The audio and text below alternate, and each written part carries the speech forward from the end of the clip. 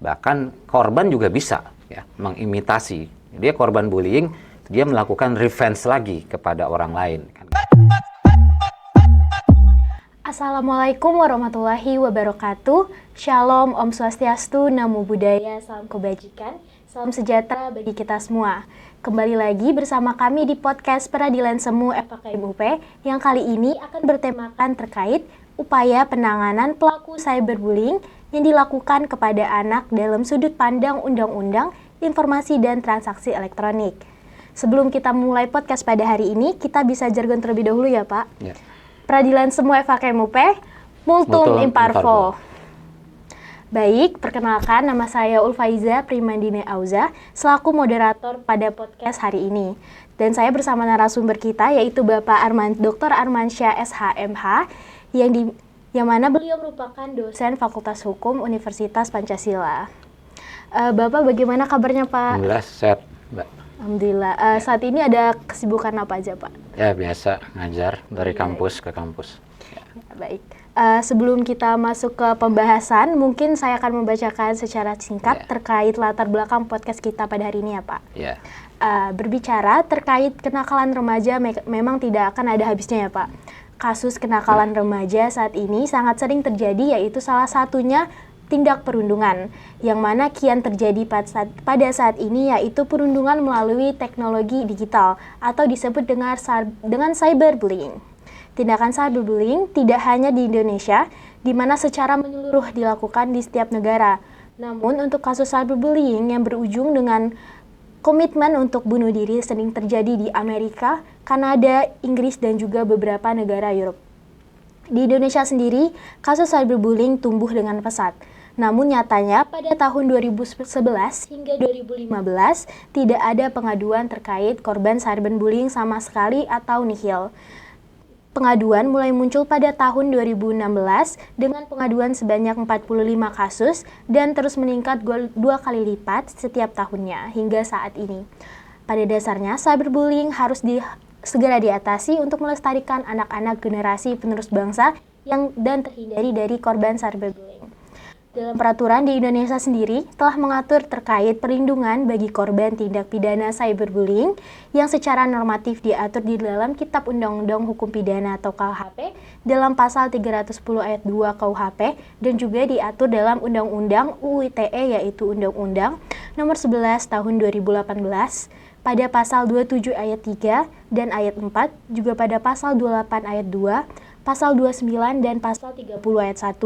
Namun di dalam UU ITE ini tidak mengatur secara spesifik, hanya mengandung unsur-unsur seperti sengaja dan tanpa mendistribusikan dan atau mentransmisikan dan atau membuat dapat diaksesnya informasi dan atau dokumen elektronik yang memiliki muatan kejahatan seperti penghinaan, pencemaran nama baik, pengancaman, dan pemerasan, tanpa sama sekali menyentuh aspek anak sebagai korban itu sendiri. Sehingga anak sebagai korban cyberbullying digolongkan secara global sebagai orang dewasa atau diimplementasikan tolak ukur sesuai disamakan dengan orang dewasa. Padahal korban masih berusia dini atau anak-anak di bawah umur. Terkait latar belakang tersebut, apakah ada tanggapan Pak? Ya, baik. Terima kasih sudah menjadi tamu di podcast Peradilan Semu FAUP. Kalau diantarkan tadi oleh host bahwa mungkin untuk data nanti saya sampaikan ya, data yang termutakhir setidaknya 2023 ya, jumlah korban cyberbullying ya di tingkat SD, SMP, SMA, bahkan SMK. Kemudian update juga terkait dengan regulasi ya, regulasi pengaturan perlindungan terkait dengan anak korban cyberbullying itu sudah ada rezim Undang-Undang Nomor 1 Tahun 2024 tentang perubahan atas Undang-Undang Nomor 11 Tahun 2008 tentang Informasi dan Transaksi Elektronik atau populer disebut Undang-Undang ITE. Gitu. Baik, saya lanjutkan ke pembahasan pertama ya Pak. Okay. Yang pertama, menurut Bapak, bagaimana pendapat Bapak terkait maraknya kasus cyberbullying di kalangan anak sekolah yang Ya. didominasi juga oleh pelaku usia di bawah umur atau Ya. remaja. Ya memang fenomena ini seperti puncak gunung es ya. Artinya kita bereaksi ketika ada kejadian dan kejadian itu diviralkan atau menjadi viral karena di blow up oleh media. Mungkin masih segar dalam ingatan kita kejadian di salah satu SMA favorit ya di Tangsel. Ya walaupun itu konteksnya cyber secara nyata di dunia nyata, tapi ya tidak luput juga dari ingatan kita bahwa yang marak terjadi ini cyber perundungan menggunakan sarana ITA ya atau populer disebut cyberbullying. Jadi terkadang anak-anak ini memang pola pikirnya atau pemikirannya sudah jauh melampaui pola pikir orang dewasa, sehingga bisa jadi mereka ini ya oke dianggap anak, tapi perbuatannya justru ada irisan-irisan atau pasal-pasal yang memang mengatur ketika itu dilanggar itu ada konsekuensinya. Nah inilah makanya pentingnya kita terus melakukan literasi agar tadi yang disampaikan oleh host bahwa ya bagaimana merawat atau melestarikan atau bahkan menyelamatkan anak-anak lah ya yang usianya belia itu juga bisa sehat berdigital. Ya.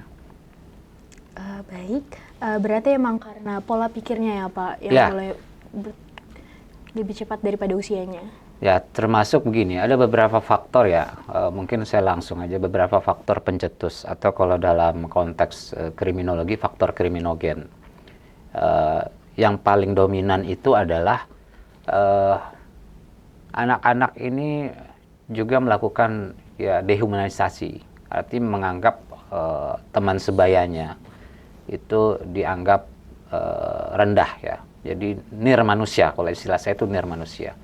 Menyepelekan seolah-olah dia yang paling hebat sehingga bisa semaunya ya semaunya dalam memprovokasi, kemudian menghina yang tadi Anda sebutkan ada secara genusnya itu di 310 KUHP ya, libels dan slanders kan gitu, tapi di Undang-Undang ITE juga sudah ada pengaturannya, sehingga karena ini dianggap biasa, tapi akan menjadi berat ketika pelaku dan korban sama-sama anak, korban ini tidak siap menerima tekanan-tekanan dalam ketika ada juga nuansa ancaman ya, atau stalking juga ada ya, ancaman-ancaman ya, penghinaan, bahkan ketika tadi disampaikan ada bunuh diri di negara yang sebenarnya tradisi hukumnya sudah lebih maju dari kita, tapi memang itulah ketika anak dilepaskan dari bagaimana mereka menggunakan gadgetnya, tapi ternyata di balik kebebasan itu juga harusnya disertai dengan tanggung jawab. Nah, tanggung jawab itu yang sebagaimana diatur oleh hukum. Dalam hal ini secara khusus lex specialis itu adalah Undang-Undang ITE yang terakhir Undang-Undang Nomor 1 Tahun 2024. Gitu. Berarti itu tadi termasuk ke pertanyaan kedua saya Pak yang Ya. terkait pemicu ya, faktor ya. remaja tersebut. Dan itu juga sudah diatur ya Pak berarti di dalam Sudah diatur. ya, yang terbaru. Nomor 1. Mungkin kita lanjut saja ke Ya. yang pertanyaan ketiga. Menurut Bapak bagaimana prosedur penanganan terhadap pelaku tindak pidana yang dilakukan oleh anak di dalam UU ITE tersebut? Ya, baik ya. Jadi tadi yang saya bilang pengantar saya di awal, mungkin selain dehumanisasi tadi adalah mereka secara mental memang ada sedikit ya pressing juga, tekanan juga, sehingga mereka mudah menyakiti orang lain atau teman sebayanya. Emosi yang tidak terkendali, kemudian juga bahkan korban juga bisa ya mengimitasi. Dia korban bullying, dia melakukan revenge lagi kepada orang lain kan gitu. Nah, kalau konteksnya pengaturan dalam Undang-Undang ITE 1/2024 itu rezim Undang-Undang ITE yang terbaru rupanya karena ini masih baru memang perlu ada sedikit banyak sosialisasi. Itu di pasal 16 ternyata melengkapi undang-undang yang secara khusus mengatur tentang perlindungan anak, yaitu Undang-Undang 35 tahun 2014 tentang perubahan atas Undang-Undang 23 tahun 2002 tentang perlindungan anak. Apa pengaturan dalam pasal 16 Undang-Undang ITE itu yang tujuannya untuk melindungi kelompok masyarakat yang tidak siap atau yang tidak tahu menahu ketika memang ternyata di dalam Undang-Undang ITE itu ada rambu-rambunya, ada ancamannya. Yaitu yang pertama adalah, ini saya bacakan aja, bahwa pasal 16 itu secara detail memberikan perlindungan terhadap anak dari kemungkinan atau potensi penyalahgunaan atau pemanfaatan atau dalam hal mengakses sistem elektronik. Ya, dalam hal ini ya medsos, gadget, sehingga di dalam undang-undang itu sudah dirinci apa sekiranya yang memang penyelenggara sistem elektronik PSE itu harusnya melakukan tahapan-tahapan yang Anda tanyakan tadi. Ya, yang pertama adalah bagaimana informasi tentang batas minimum anak dapat menggunakan sistem elektronik. Ya, kan selama ini, selama belum ada pengaturan ini, ya kan, itu seolah-olah ya bebas aja. Padahal di dalam Undang-Undang Perlindungan Anak 35 2014 itu pasal 1 ayat 1 pasal 1 angka ke-1 itu diatur bahwa anak dalam hal ini usianya di bawah 18 tahun. Nah, kan gitu ya, anak-anak ya kan. Nah, kalau di dalam Undang-Undang ITE pasal 16A yang kedua adalah bagaimana mekanisme verifikasi pengguna anak ya. Bagaimana saya sebut ketika NIK, nomor induk kependudukan, itu bisa menjadi medium ketika anak ternyata ada potensi pelanggaran atau menyalahgunakan sistem elektronik, itu akan terverifikasi dengan NIK, yang mana NIK itu bisa dapat dikatakan sebagai digital guardian. Sehingga ketika itu terdetek anak ini salah, tanda kutip, ya salah arah, menyalahgunakan sistem elektronik, dia akan kedetek terintegrasi dengan kartu keluarga. Nah, apa poinnya di sini? Poinnya adalah ini tidak sekedar tanggung jawab dari pemerintah semata, tapi juga tanggung jawab dari keluarga, orang tua, untuk monitor, kontrol ketat terhadap anak-anak. Karena apa? Tadi saya katakan ini puncak gunung es. Kita nggak bisa membebaskan anak itu menggunakan internet tanpa ada kontrol dari orang tua. Sehingga kalau ketika ini dianggap digital guardian, itu terintegrasi di kartu keluarga, kan anak itu masuk dalam kartu keluarga ya, ada orang tua, ada anak. Sehingga orang tua juga harus aware ya. Memang lebih baik terlambat atau tidak sama sekali. Pasal 16A ini juga menyebutkan bahwa ketika ada penyalahgunaan itu ada mekanisme pelaporan ya, baik korban, ini kan pasal 45 ya, sebagai turunan dari pasal 27A dan 27B Undang-Undang ITE, itu ada mekanisme pelaporan walaupun ini telah delik yang tadi Anda sebutkan. Sepanjang tidak ada pengaduan atau pelaporan, itu seperti dark case number. Korbannya ada, tapi karena nggak ada pelaporan, ya dianggap seolah-olah tidak ada korban gitu. Padahal pelakunya ada.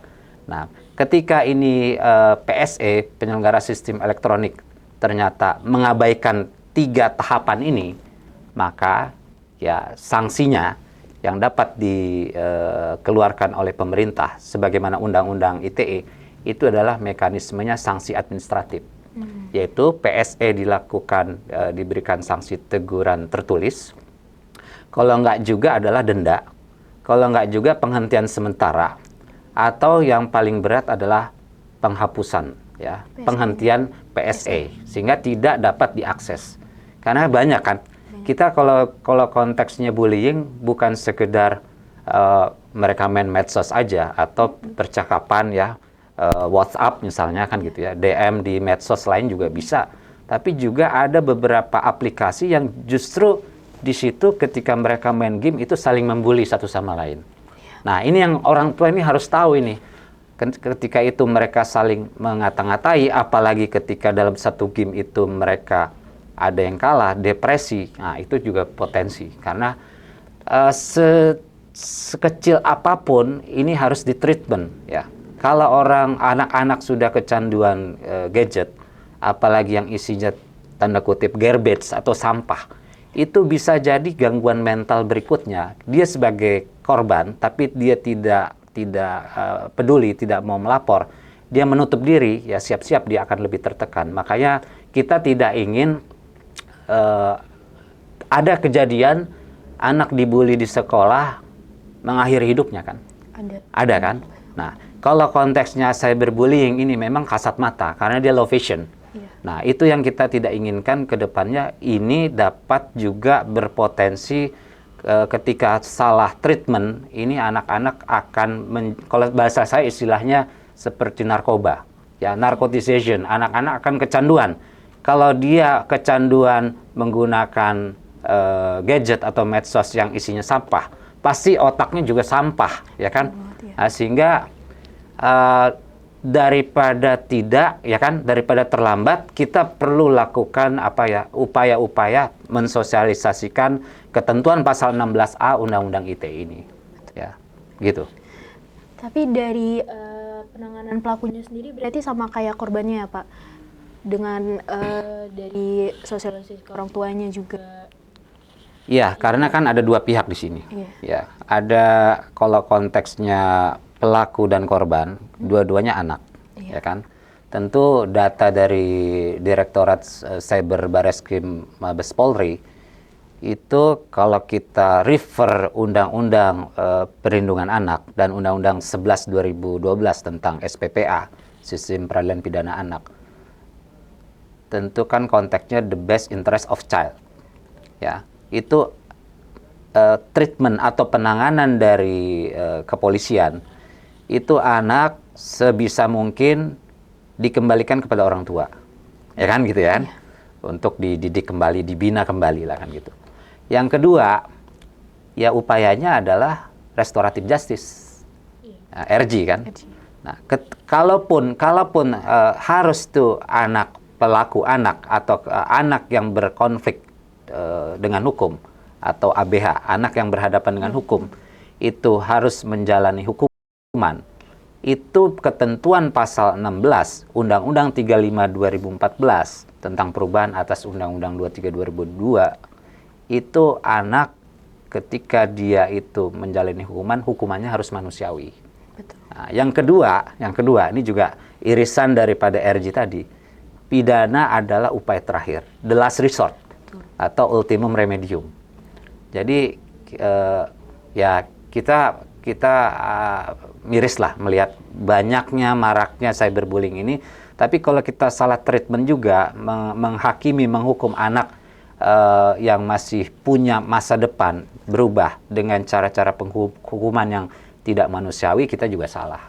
Karena undang-undangnya juga mengatur seperti itu. Walaupun tadi yang saya katakan, pola pikir mereka itu kadang melampaui pola pikir orang dewasa. Melampaui umurnya Pak. Ya, melampaui umurnya. Iya benar. Berarti emang karena emang masih usianya mencakup di bawah umur, dan juga sekarang rumah tahanan anak-anak juga udah penuh ya Pak. Sudah Jadi penuh. ya makanya emang restoratif justice itu harus ditegakkan juga buat masa depan anaknya juga, dengan dikembalikan ke orang tuanya. Mungkin saya lanjut ke pertanyaan terakhir ya Pak. Ya. Bagaimana peran penting perlindungan dari UU ITE sendiri terhadap korban dari cyberbullying itu? Ya, undang-undang, instrumen hukum itu tidak bisa tegak tanpa enforcement kan. Nah, siapa yang menegakkan undang-undang ini? Ya, selain penegakan hukum juga peran serta masyarakat. Jadi kalau menurut saya, jangan tunggu anak-anak yang masih belia itu tahu undang-undang ITE, ya kan? Betul. Ya kan? Berarti apa? Perlu literasi. Misalnya kita roadshow, ya, diinisiasi oleh Peradilan Semu misalnya. Setiap kunjungan visit ke sekolah ini menjadi bagian dari campaign, gitu. Jadi mulai dari sekarang anak SD juga udah asik kan megang handphone kan? Betul. Ya, dia punya akun sendiri medsos ya kan? yang itu mungkin orang tuanya gaptek. Ya kan? Kebanyakan seperti itu. Orang tuanya main WA tapi anaknya udah melampaui, dia main Instagram, ya kan, TikTok, ya dan lain-lain. Nah, itu perlunya sosialisasi sehingga Undang-Undang ITE yang terakhir ini 1/2024 sebenarnya sudah aware terhadap bagaimana perlindungan anak itu dikedepankan, ya. Saya ambil data dari yang tadi saya sebut tadi ya. Saya harus baca karena ini supaya tidak salah kutip ya. Silakan, Pak. Jadi menurut Federasi Serikat Guru Indonesia ya, FSGI, terdapat 23 kasus bullying di sekolah pada tahun 2023. Ya, 2023 ya. Ya, satu tahun yang lalu. 50% terjadi di SMP. 23% di SD. Ya kan? Jadi di SD juga udah ada bullying ya kan, walaupun bullyingnya itu secara fisik ya, teman ke teman di sekolah. 13,5% di SMA, 13,5% di jenjang SMK. Nah, ini memprihatinkan kan. Itu baru itu yang ketahuan. Bagaimana kalau cyberbullying? Itu lebih liar lagi, lebih tidak terkontrol lagi kan gitu. Berarti emang PSE ini juga harus lebih membatasi dan benar-benar mencari dari dalam cyberbullying ini. Tapi memang susah, Pak, karena ini tingkat teknologi digital yang emang diraih juga susah untuk mencapainya juga. Kalau tanpa pengaduan juga kan kita bisa apa gitu. Iya. Memang begini ya. Memang konsekuensi dari perkembangan teknologi itu adalah menirmanusiakan. Sehingga kalau pakai teori instrumental, teknologi adalah teknologi yang bebas nilai. Padahal harusnya teknologi itu syarat dengan hukum. Nah, bagaimana mengedukasi anak-anak supaya tahu undang-undang ITE itu kan nggak mudah juga. Ya kan? Karena ketika orang tua memberikan gadget tanpa ada kendali atau kontrol, berarti itu anak merasa, nah, ini kebebasan yang sebebas-bebasnya. Padahal namanya kebebasan itu kan disertai oleh tanggung jawab. Tapi jangan pesimis, karena tantangan kita saat ini dan ke depannya adalah bagaimana ya meminimalisir cyberbullying ini.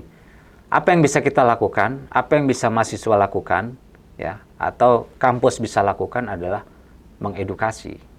Nah, salah satunya melalui tayangan ini kan.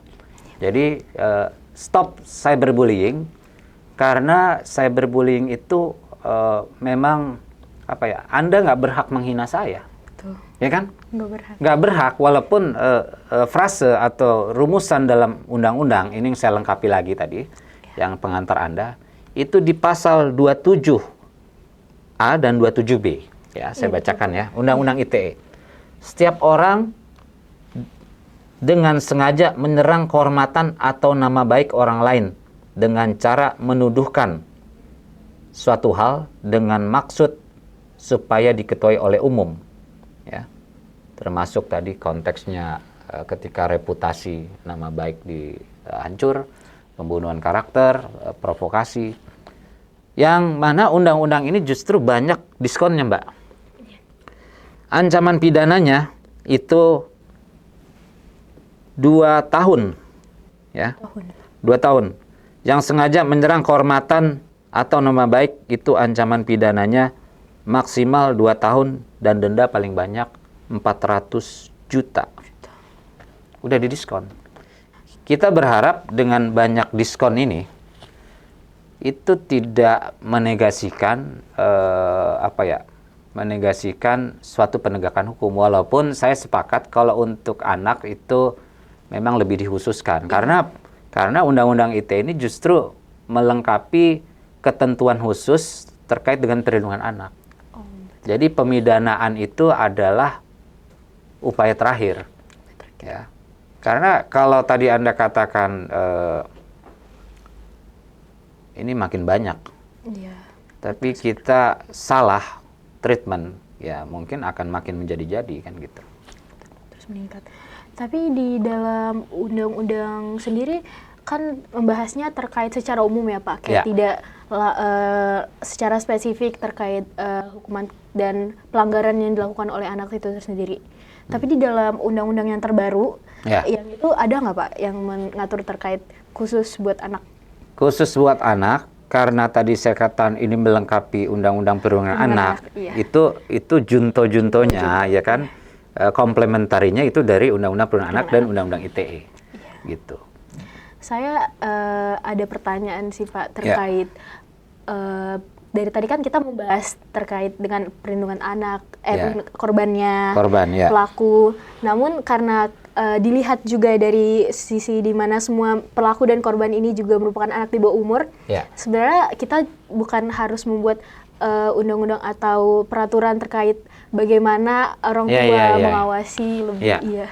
Sebenarnya gini ya, kalau kita bicara secara positivistik atau normatif undang-undang, ya kan, mungkin daya jelajah atau coverage daripada anak-anak itu Lebih luas.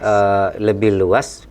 Jangankan anak-anak, orang dewasa aja juga belum tentu bisa detail memahami materi substansi dari undang-undang. Berarti ada yang jauh lebih penting dari undang-undang kan? Apa itu? Ya etika kan?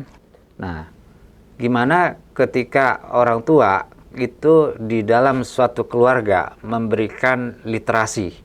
Kan semua berawal dari rumah, Betul. ya kan?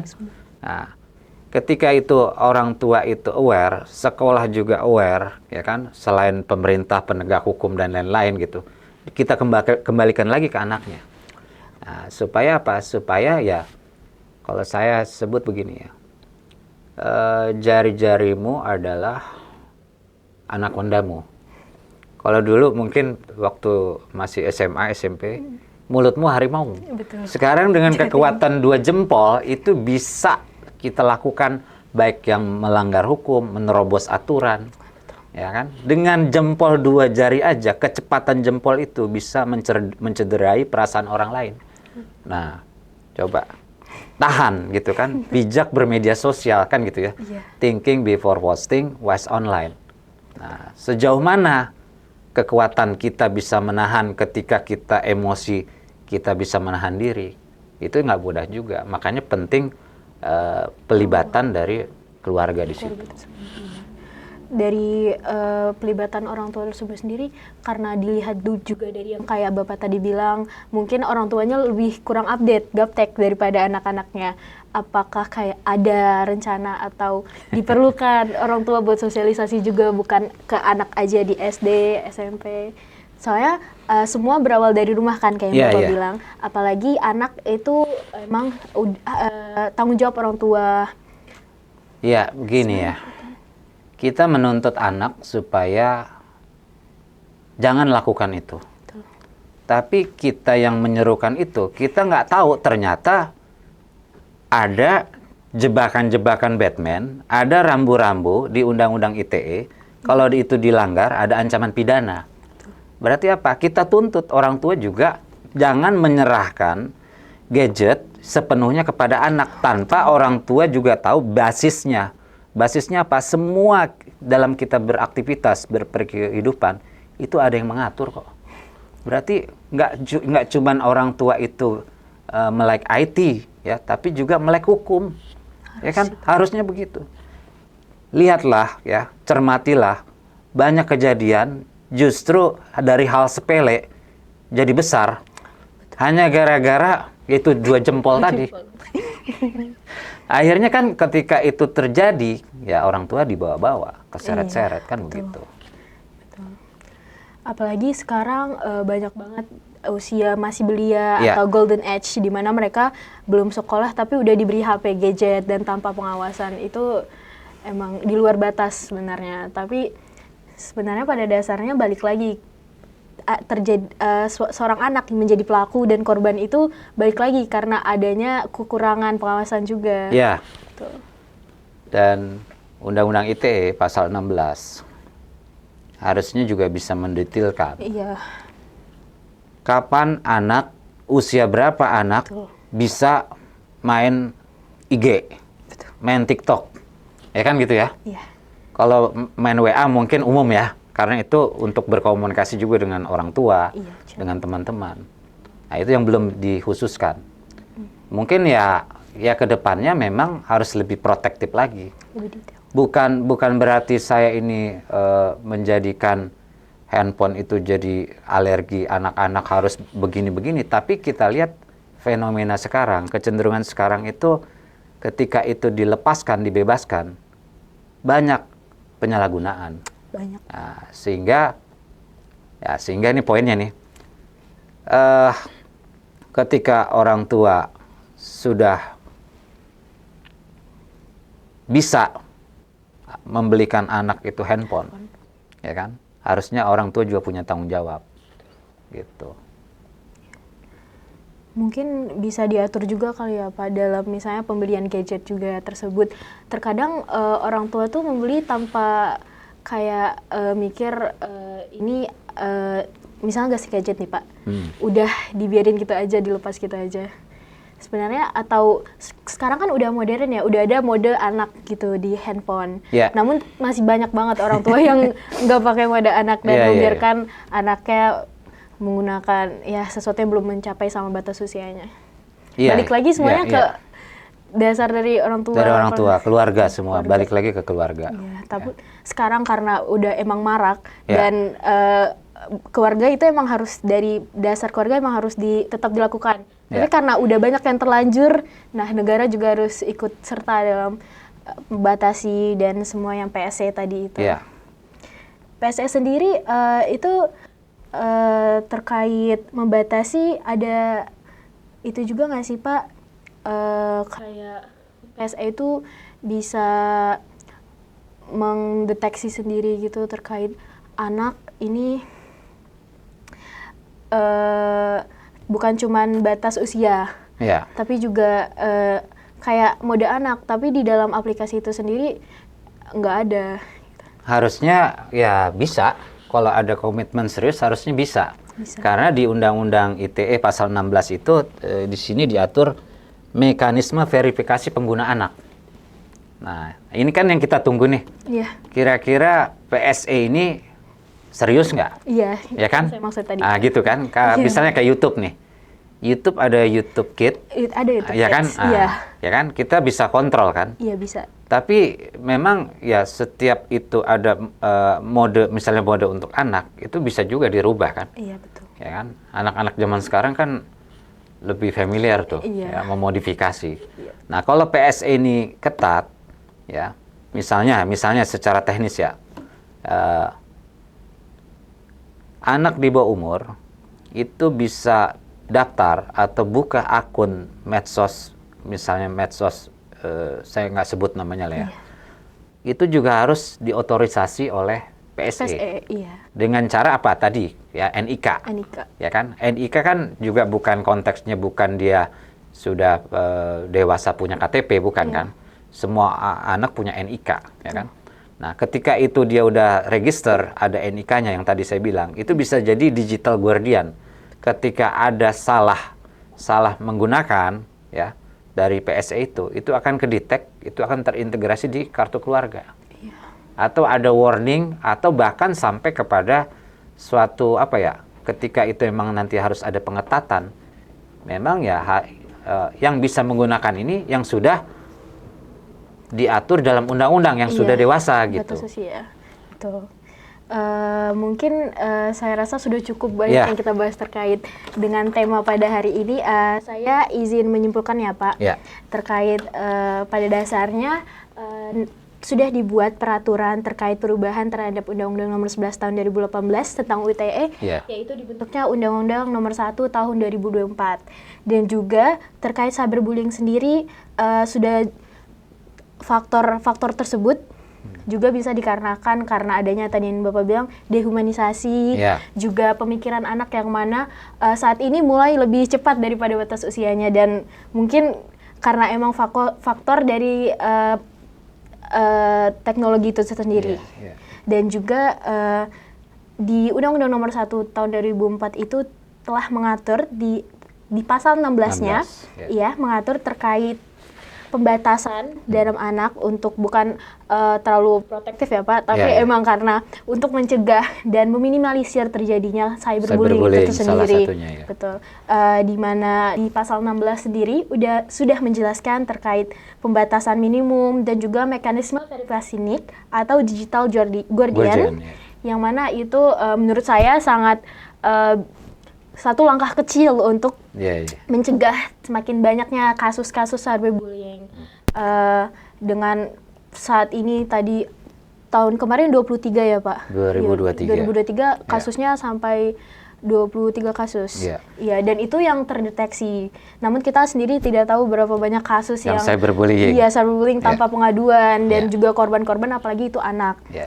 Jadi dapat disimpulkan bahwa seharusnya orang tua memiliki peran penting dalam pencegahan sebelum kita negara dan juga masyarakat. Orang tua masyarakat merupakan satu langkah pertama sebelum negara sendiri membatasi terkait hal cyberbullying dan PSE juga. Dan saya sendiri berharap apa yang sudah tercantum di pasal 16 dapat merubah sedikit penurunan terkait kasus cyberbullying itu. Saya berterima kasih banget Pak atas waktunya untuk materi pada kali ini. Dan kita mengharapkan untuk pencegahan sebelum terlambat ya Pak. Iya, dan jempolmu, harimaumu. Saya boleh terakhir nggak? Iya Pak, saya boleh. kutip ayat ya. Boleh ya. Agama Islam melarang keras dan tidak menganjurkan perilaku merendahkan orang lain. Tadi yang nirmanusia, dehumanisasi tadi. Surat Al-Hujurat ayat 11. Ya, saya bacakan artinya saja. Hai orang-orang yang beriman, janganlah sekumpulan orang laki-laki merendahkan kumpulan yang lain. Boleh jadi yang ditertawakan itu lebih baik dari mereka. Dan jangan pula sekumpulan perempuan merendahkan kumpulan lainnya. Boleh jadi yang direndahkan itu lebih baik. Dan janganlah suka mencela dirimu sendiri. Dan jangan memanggil dengan gelaran yang mengandung ejekan. Seburuk-buruk panggilan adalah panggilan yang buruk. Ya, itu poinnya. Ya, pendidikan agama juga menjadi penting. Ya. Baik, terima kasih banyak Pak atas kesempatan ini dan semoga podcast hari ini bermanfaat juga bagi para penonton. Amin, ya. Dan terima kasih buat yang sudah menyimak podcast pada hari ini hingga selesai. Kami podcast Peradilan Sama FKM UP pamit undur diri. Assalamualaikum warahmatullahi wabarakatuh. Waalaikumsalam.